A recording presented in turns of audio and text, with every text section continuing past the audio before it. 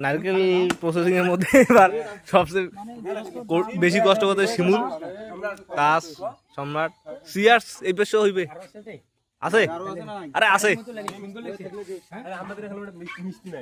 আরে মুই আল্লাহ মুই এক গ্লাস খাওয়াই দে। আরে ভাই এখন খাই এ মুই এক গ্লাস আল্লাহ খাওয়াই দেখ কেন আল্লাহ তোমরা এরকম করলেন রে।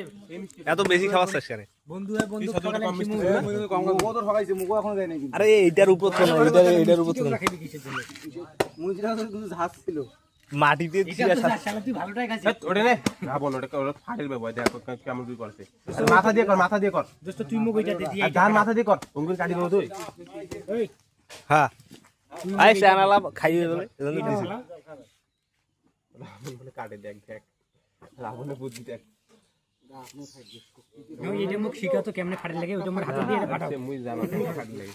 আরে দে না রে, তুই ধর, তুই ভিডিও কর দাও, ফাটে না না ফাটে দাও বন্ধু।